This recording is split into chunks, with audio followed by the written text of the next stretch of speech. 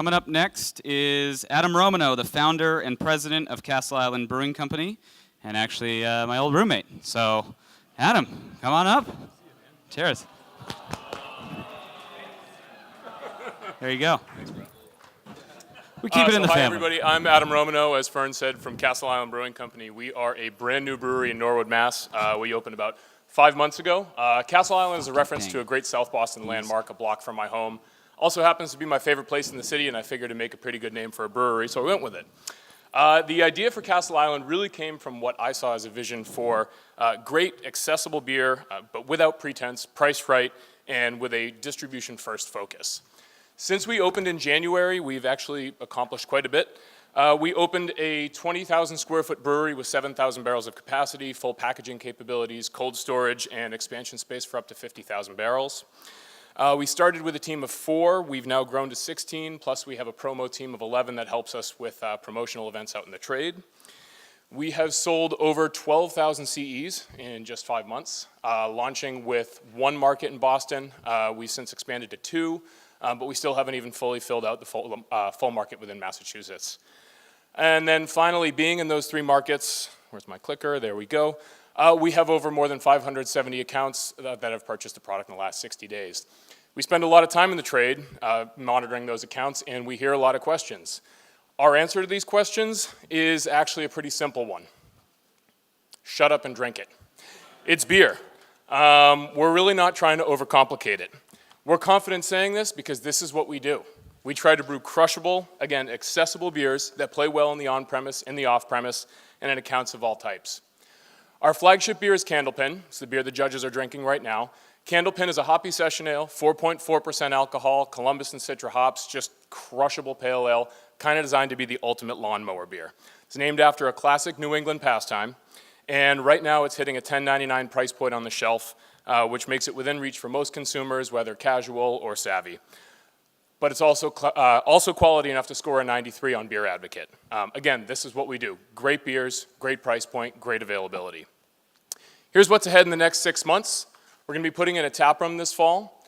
We're going to be adding another 10,000 barrels, clicker, of capacity. We're going to be bringing new SKUs to market.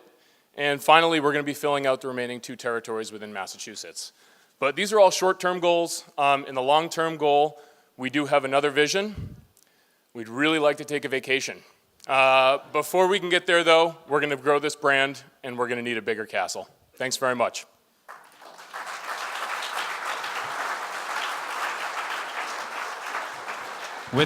With time to spare.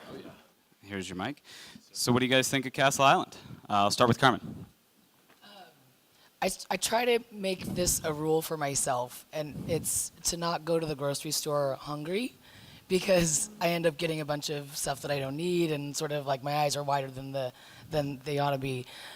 So I warn you to be careful with distribution too quickly. Distribution being the first sort of thing that you have on mind, I think is okay, but it's a really tricky thing, and it's like going to the grocery store hungry. So just be careful. Yeah, no, fair enough. I mean, our philosophy is definitely inch wide, mile deep. We've had pull from pretty much every New England state at this point, and we started with just our Boston area distributor. We were there for 3 months before we opened up our 2nd territory in Mass. 2 weeks ago, we opened up our 3rd territory in Mass, and we don't have any plans to go outside of the state before the end of the year. So we're really trying to keep it tight, keep it local, make sure that everyone's always in stock, the product is fresh, it's rotating, it's being supported in the market. We're trying to be very conscious about the way that we're going to that distribution-first model. Michael, does the story resonate with you and the brand positioning? I mean, it's one of those places that if I don't know it, it doesn't matter. But Castle Island, just as a phrase, is pretty engaging. The way you guys have, I think the letter forms, the typography you've chosen is really powerful and strong. So it just feels kind of interesting and cool, rather than just like some sleepy small town somewhere. You know, like it's got an edge to it. And I like the color story. It took me a minute to realize that that's a beer bottle cannon. It is, absolutely. And the red cans with the kind of cream stripe is actually a reference to Candlepin pins themselves. I guess I don't know what a Candlepin is. Yeah, it's this bizarre form of bowling that only exists in New England. Small balls, straight pins. It's totally weird, but if you grow up in New England, it's the only form of bowling you know. Yep. Gotcha. And in terms of the beer itself, I mean, Luis and Corey, your thoughts? You guys are brewers. You guys are in the brew house every single day. So what do you make of Castle Island's attempt at a low alcohol hoppy session beer? I personally like it.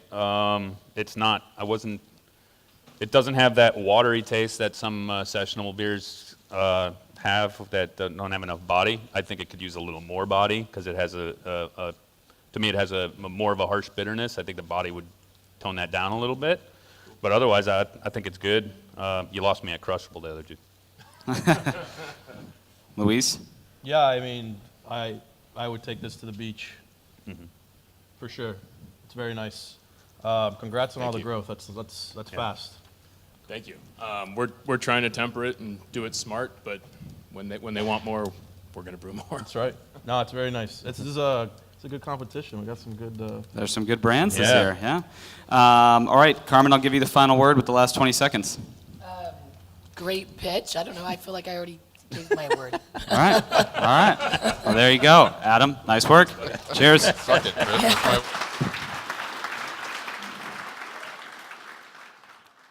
Hey there, if you're enjoying our coverage of the craft beer business, please consider subscribing to our YouTube channel or watching some more of our great content already uploaded.